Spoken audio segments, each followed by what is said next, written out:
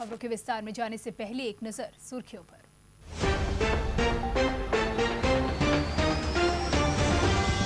बिहार चुनाव के पहले पीएम मोदी ने दी 901 करोड़ की सौगात, कहा रघुवंश के सपनों को पूरा करे नीतीश।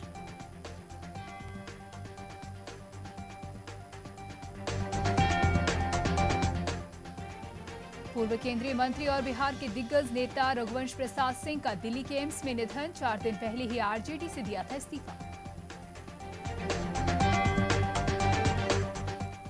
2 दिन के लखनऊ प्रवास पर संघ प्रमुख मोहन भागवत, संगठन की बैठक और मुलाकातों का दौर का है पूरा कार्यक्रम। यूपी की सियासत की नब्ज टटोलेंगे भागवत।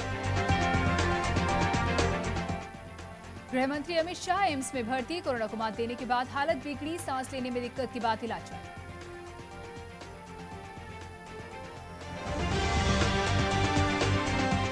कोरोना संक्रमितों का आंकड़ा 47 लाख के पार, अब तक 78,586 मरीजों की जा चुकी है जान। दुनिया का दूसरा सबसे प्रभावित देश है भारत।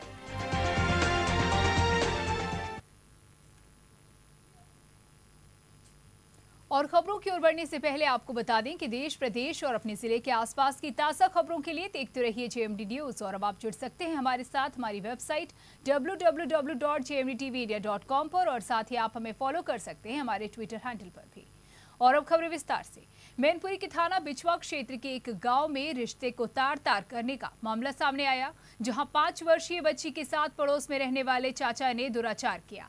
वहीं सूचना पर पहुंची पुलिस ने आरोपी चाचा को हिरासत में ले लिया है। परिजनों की तहरीर पर मुकदमा दर्ज कर लिया गया है और बच्ची को डॉक्टरी परीक्षण के लिए महिला चिकित्सालय में भेजा गया है, जहां पर चिकित्सकों ने उसकी हालत खतरे से बाहर बताई है। मौके पर पहुंचे पुलिस अधीक्षक ने अभियुक्त के खिलाफ कठोर कार्रवाई की बात कही है। आपको बता दें कि 2 दिन पहले ही घर के पड़ोस की झोपड़ी में 5 वर्षीय बच्ची खेल रही थी, जहां बच्ची को अकेला पाकर पड़ोस में रहने वाले युवक ने उसे पकड़ लिया और उसके साथ दुराचार किया।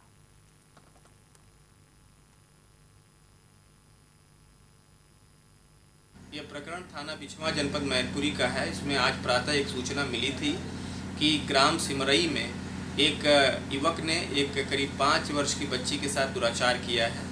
इस सूचना पर हमारी बिछवा पुलिस टीम अपनी महिला आरक्षी को साथ लेकर तत्काल घटनास्थल पर पहुंची और नामजद आरोपी युवक को हिरासत में ले लिया। उसके पश्चात बच्ची के परिजनों से तहरीर प्राप्त की गई है। जो भी उन्होंने लिखा है उस तहरीर को मुकदमे के रूप में दर्ज किया जा रहा है। आरोपी युवक उपेंद्र तोमर, जिसकी उम्र तकरीबन 25 साल है और पड़ोस में ही रहता है और रिश्ते में पीड़िता बच्ची का चाचा लगता है, उसको पुलिस ने हिरासत में ले लिया। पूछताछ जारी है। मेडिकल रिपोर्ट, तहरीर और अन्य सुसंगत साक्ष्यों के साथ कठोरतम कार्रवाई अमल में लाई जाएगी।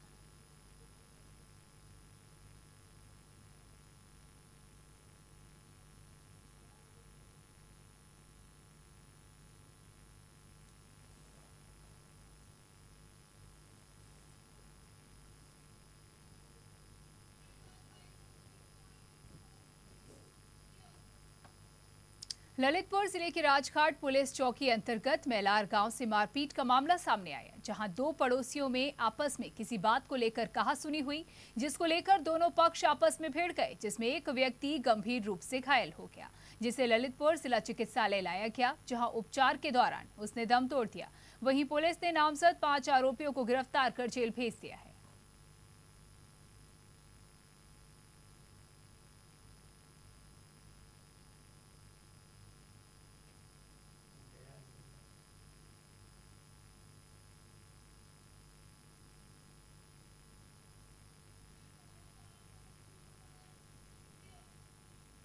जनपद कानपुर देहात का चार्ज संभालने के बाद नए पुलिस अधीक्षक केशव कुमार चौधरी मीडिया से मुखातिब हुए। नए पुलिस अधीक्षक ने जिले में कानून व्यवस्था को और बेहतर करने और अपराधियों की रोकथाम के साथ अपराधियों में नकेल कसने की बात कही। वहीं कोविड-19 के चलते जारी केंद्र सरकार और यूपी सरकार के दिशा निर्देशों का कड़ाई से पालन करना प्राथमिकता बताया।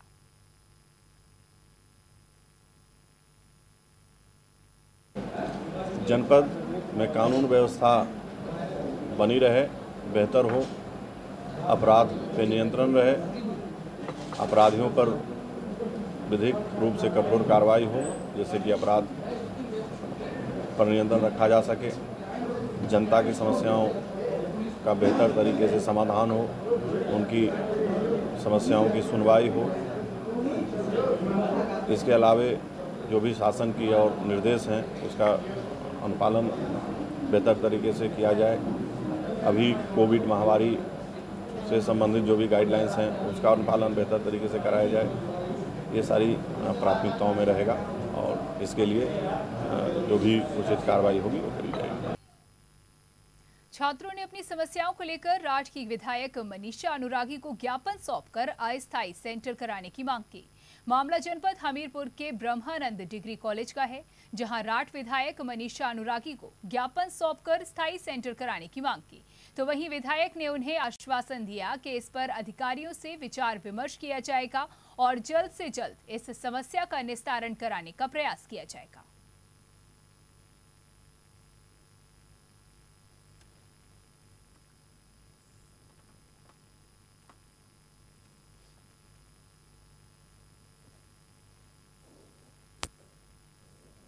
छात्र का एक आग्रह है कि उनके स्वाभाविक सी बात है, इस समय कोरोना की इस वैश्विक महामारी से हम लोग जूझ रहे हैं और इस काल में हमारे जो इस विद्यालय के छात्र हैं बीएड के और एमएससी के, जिनका सेंटर परिवर्तन किया गया है, किसी कारणवश भी किया गया हो, तो इस महामारी में एक तो सेंटर इतना दूर है, डिस्ट्रिक्ट हमीरपुर हमारी तहसील से बहुत दूर पड़ता है, तो उधर तक जाने में हमारे छात्र इतना सुबह से वहाँ नहीं पहुँच पाएंगे और ऐसी महामारी में उन्हें हर तरह की समस्याओं से जूझना पड़ेगा। उसके लिए आज आप सभी छात्रों ने मुझे ज्ञापन दिया है और इसमें मैं संबंधित अधिकारियों से बात करके और उनका सेंटर यहीं पे करने की कोशिश करूंगी, जितना जल्दी होगा उतना। जी को आपने ज्ञापन दिया, क्या समस्या है आपकी? सर, हम लोगों की बहुत सारी समस्याएं हैं। हम लोगों के अंतिम वर्ष की परीक्षाएं प्रारंभ होने जा रही हैं 22 सितंबर से। हम लोगों के लिए 83 किलोमीटर दूर सेंटर दिया गया है, जो कि वहां तक पहुंचना हम लोगों के लिए बहुत ही असंभव है, क्योंकि सुबह 8 बजे से एग्जाम है हम लोगों के और यहाँ से वहाँ तक जाने के लिए कोई किसी प्रकार के साधन की व्यवस्था नहीं है। और इस कोरोना महामारी के काल में इतना दूर सेंटर भेजना बहुत ही गलत है और चाहते हैं कि हमारा केंद्र यहीं पर ही किया जाए। उत्तर प्रदेश व्यापार मंडल के प्रांतीय अध्यक्ष बीएस गुप्ता की ओर से नवीन सत्र में जनपद और महानगर पदाधिकारियों का चुनाव किया गया।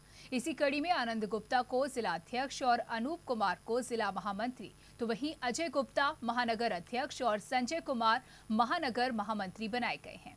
जिला अध्यक्ष आनंद गुप्ता ने बताया कि आने वाली 2 अक्टूबर को व्यापार मंडल का शपथ ग्रहण समारोह होगा, जिसके बाद व्यापारी हित के लिए तन मन धन से काम किया जाएगा।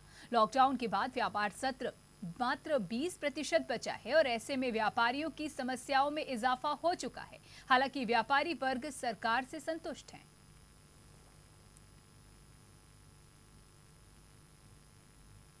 उत्तर प्रदेश उद्योग व्यापार मंडल पंजीकृत के प्रदेश अध्यक्ष श्री बीएस गुप्ता जी द्वारा संगठन का विस्तार करते हुए कानपुर इकाई का गठन किया गया है। हमारे इस संगठन का मूल उद्देश्य व्यापारी भाइयों को संगठित रखना। जो व्यापारी के हितों के कार्य होंगे, चाहे प्रशासन से, चाहे जीएसटी वगैरह से, या जो भी प्रॉब्लम पुलिस वगैरह से, जो भी प्रॉब्लम कभी कभी जो आती हैं, उन समस्याओं का निराकरण करेंगे। अब ये हम लोगों में ये एक सहमत हुई है कि 2 अक्टूबर को हम लोग शपथ ग्रहण समारोह का आयोजन करेंगे। इसी में सब हमारे व्यापारी भाई जितने भी हम लोगों का चैनल बना हुआ है सब एकत्रित हो जाएंगे और सब मिलके एक साथ कार्य करेंगे। राष्ट्रीय विकलांग पार्टी ने आज शास्त्री नगर सेंट्रल पार्क में दिव्यांगों को सरकारी योजनाओं का लाभ दिलाने के लिए शिविर का आयोजन किया। शिविर में दिव्यांगों के सामूहिक विवाह का पंजीकरण, बैटरी चलित ट्राईसाइकिल के लिए 80% विकलांगता वाले व्यक्तियों के फॉर्म, विकलांग pension, railway unique card, UDID card, दुकान निर्माण पर संचालन ऋण, दिव्यांग विवाह पुरस्कार योजना के फॉर्म में भरे गए। सरकारी योजनाओं की जानकारी दी गई। साथ ही राष्ट्रीय विकलांग पार्टी के राष्ट्रीय महासचिव वीरेंद्र कुमार ने बताया कि प्रत्येक रविवार व मंगलवार को जरूरतमंद यहां आकर विकलांग व्यक्ति शिविर का लाभ ले सकते हैं।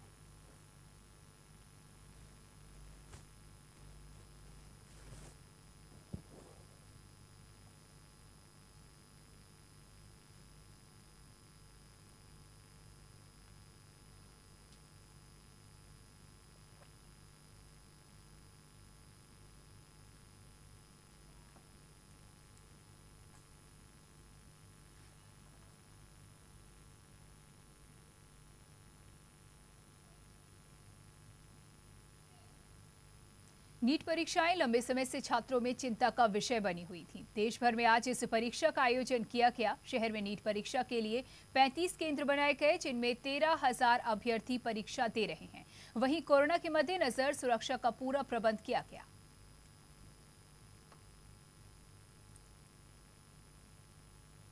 नीट के एग्जाम पूरा किए हैं। क्या उम्मीद लगाई हो, किस तरह का पेपर आएगा आज?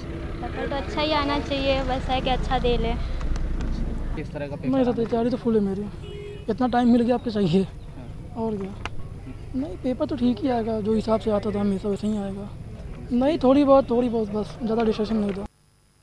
नीट और यूजी की परीक्षाएं आज से शुरू हो चुकी हैं। इस वक्त हम खड़े हैं डीपीएस कल्याणपुर के बाहर, जहां पे नीट का सेंटर पड़ा हुआ है।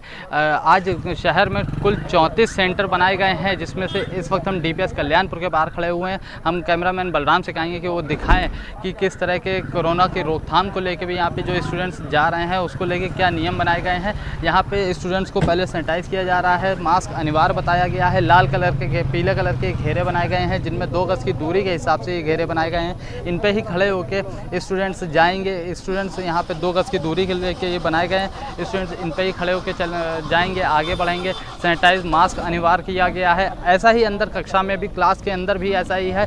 केवल सोशल डिस्टेंसिंग का पालन करते हुए सिर्फ 12 छात्र ही एक क्लास में बैठेंगे। कानपुर से कैमरामैन बलराम के साथ अभिनव शुक्ला, जेएमडी न्यूज़। और यहाँ रुकेंगे एक ब्रेक के लिए, देखते रहिए जेएमडी न्यूज़।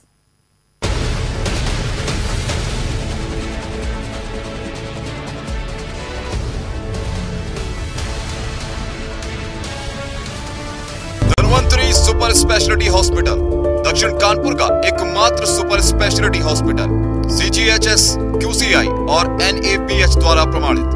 दक्षिण कानपुर में सभी तरह के विशेषज्ञों से सुसज्जित एकमात्र super speciality OPD, round the clock critical care expert द्वारा कवरेज एवं अत्याधुनिक मशीनों से लैस ICU। कानपुर के एकमात्र विश्व स्तरीय super speciality fully SS modular OT, सभी प्रकार के कैंसर का विश्व स्तरीय इलाज।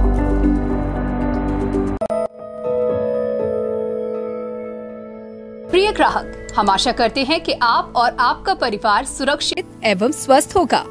अब आप अपने घर के सुरक्षित वातावरण से भी अपने मासिक केबल बिल का भुगतान हमें ऑनलाइन पेमेंट विकल्पों के द्वारा कर सकते हैं।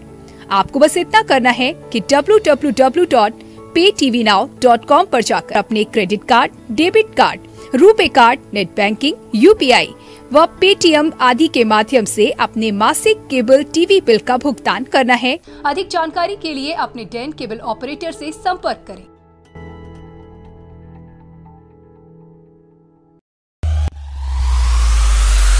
अब डेन और आपका रिश्ता होगा और भी गहरा।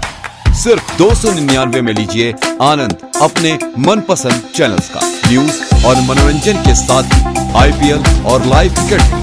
अनलिमिटेड मजा सिर्फ 299 में। आनंद साहब से लाइव गुरबानी, लोकल खबरें, भोजपुरी गाने व फिल्में सिर्फ 299 में। ऑफर का लाभ उठाएं। अपने डेन लोकल केबल ऑपरेटर से आज ही संपर्क करें।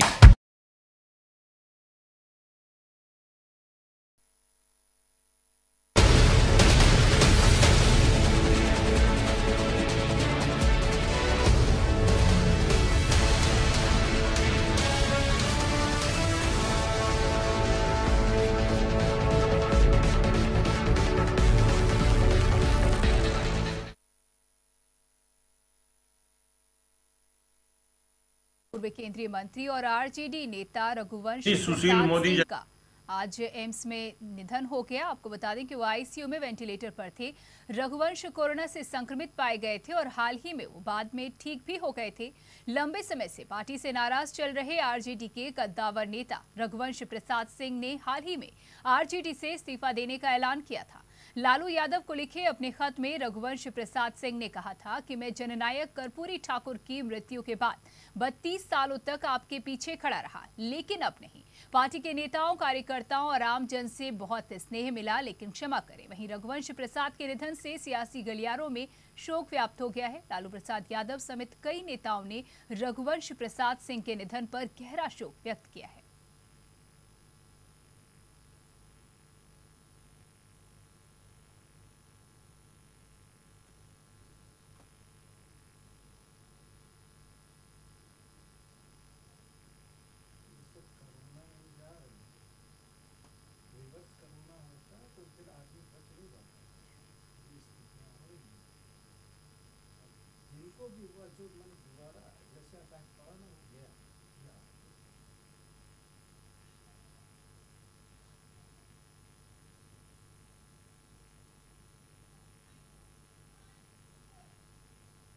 सामाजिक संस्था एमएमए जौहर फैंस एसोसिएशन के जिलाध्यक्ष, नगर अध्यक्ष, महामंत्री पद के लिए सुबह 9 बजे चुनाव प्रक्रिया शुरू की गई।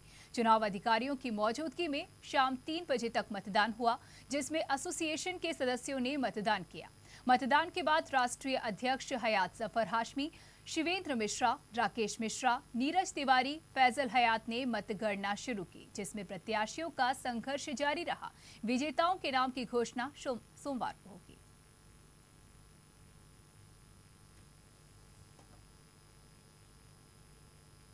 आज यहाँ पर हमारी सामाजिक संस्था मौलाना मोहम्मद अली जौहर फैंस एसोसिएशन का चुनाव हो रहा है। कितने पदों पर चुनाव हो रहा है? कितने 3 पदों चुनाव हो रहे हैं। जिलाध्यक्ष, नगर अध्यक्ष और महामंत्री पद चुनाव हो रहे हैं। 6 प्रत्याशी मैदान में हैं और हमारी भारी संख्या वोटर यहाँ पे मौजूद है। करीब 895 वोटर हमारा इसमें वोट डालेगा। अंसारी। तो किस पद पे आ रहे हो आप? जिलाध्यक्ष पे। अच्छा, अगर इस बार मौका मिलता है आपको, लोग विश्वास करते हैं जीतते हैं आप, तो किस तरीके से संस्था को आगे लेके जाएंगे? इसके लिए हमसे जो हो सकेगा वो हम सेवा करेंगे और गरीबों तक के पहुँचेंगे। हम जहाँ तक के हो सके वहाँ तक के हम करते रहेंगे। महोबा में चर्चित विस्फोटक व्यापारी गोलीकांड मामले में प्रयागराज जोन के एडीजी भारी पुलिस बल के साथ महोबा पहुंचे। एडीजी प्रेम प्रकाश ने नए पुलिस अधीक्षक के साथ घटना स्थल का बारीकी से निरीक्षण कर व्यापारी के घर पहुंचे और परिजनों से मुलाकात कर निष्पक्ष जांच का भरोसा दिया। आपको बता दें कि महोबा में कबरई के व्यापारी इंद्रकांत त्रिपाठी के साथ गोलीकांड की घटना दिन पर दिन हाई प्रोफाइल होती जा रही है। महोबा के तत्कालीन पुलिस अधीक्षक मणिलाल पाटीदार, थाना प्रभारी दिवेंद्र शुक्ला, व्यापारी के 2 बिजनेस साथियों के खिलाफ मुकदमे दर्ज होने के बाद प्रयागराज जोन के एडीजी प्रेम प्रकाश महोबा पहुंचे। कबरई के मामले में एक मुकदमा पंजीकृत किया गया है। आज मौका मुआयना किया गया और जो इंजर्ड है उसके घर पर उनके परिजनों से बातचीत की गई। साथ ही जो अन्य लोग वहाँ पर उपस्थित थे, जैसे उनका साथी अर्जुन, उससे घटनाक्रम के बारे में, उनके बेटे सत्यम से भी पूछताछ की गई और जो भी वहाँ पर अभी तक एविडेंस कलेक्ट किए गए हैं उसके बारे में सभी अधिकारियों के साथ बैठक कर उसी पर चर्चा चल रही है और जो भी इन्वेस्टिगेशन का इसमें आउटकम होगा उस पर साइंटिफिक एविडेंस और इन बयानों के आधार पर कार्रवाई होगी। हमीरपुर जिले में मिट्टी खोदते समय अचानक टीला धंसने से बड़ा हादसा हुआ, जिसमें दबने से एक महिला की मौके पर ही मौत हो गई और एक ही परिवार के 5 बच्चे घायल हुए, जिन्हें उपचार के लिए जिला अस्पताल में भर्ती कराया गया। मामला सुमेरपुर थाना क्षेत्र के मोहर गांव का है, जहां घर बनाने के लिए परिवार मिट्टी खोदने गया था कि अचानक मिट्टी का टीला धंसने से हादसा हुआ।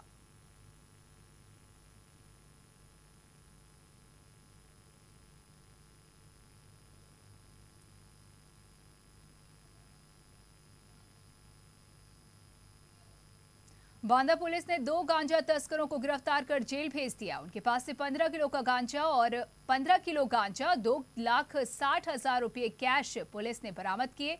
आपको बता दें कि मुखबिर की सूचना पर दोनों अभियुक्तों को कालू कुआं पलहरी के पास से गिरफ्तार किया गया। गिरफ्तार किए गए 2 में से एक तस्कर को बीजेपी नेता का करीबी बताया जा रहा है। कोतवाली नगर क्षेत्र में जरिए मुखबिर ये सूचना मिली कि 2 व्यक्ति मोटरसाइकिल पर अवैध गांजा लेकर के बिक्री के उद्देश्य से पलहरी गांव के पास में खड़े हैं। इस सूचना पर विश्वास करके वहां पर तत्काल चौकी इंचार्ज नलखंडी नाका और उनके साथ फोर्स वहां भेजा गया और उनकी तलाशी ली गई। तलाशी से उनके पास 15 किलो गांजा और 2,06,000 रुपये वहाँ बरामद हुए और इस संबंध में 2 व्यक्तियों को हिरासत में लिया गया और अभियोग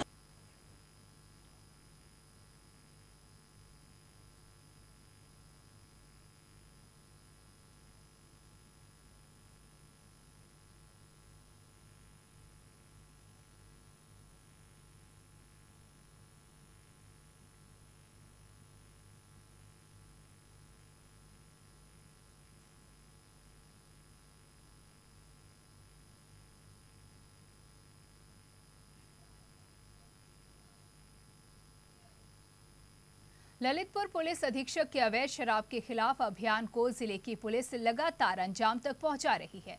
तालबेहट क्षेत्राधिकारी के निर्देशन में थाना पूरा कला के प्रभारी नथीखेड़ा पुलिस चौकी इंचार्ज समेत भारी पुलिस बल ने कबूतरा टेरा उगरपुर स्थित कच्ची शराब के गढ़ में घुसकर छापेमारी की।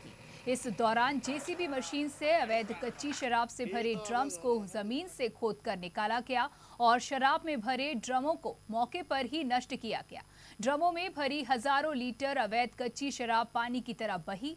पुलिस ने कच्ची शराब के पूरे ठिकाने को जेसीबी मशीन से तबाह किया। पुलिस की इस कार्रवाई को देख कबूतरा डेरे में खलबली मच गई। इस पूरी कार्रवाई के दौरान आबकारी विभाग की टीम भी साथ में मौजूद थी।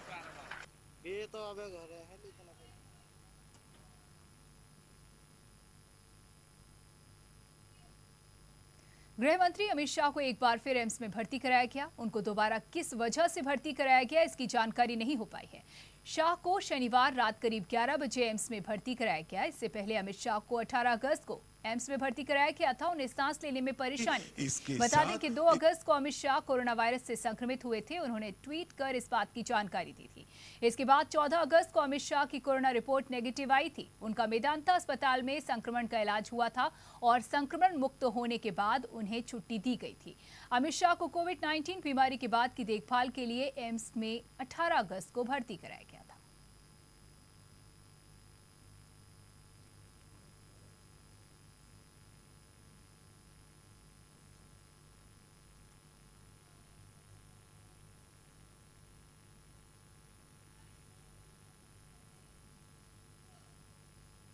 और इसी के साथ खबरों के इस बुलेटिन में इतना ही। आगे की तमाम खबरों के लिए देखते रहिए जेएमटी न्यूज़। नमस्कार।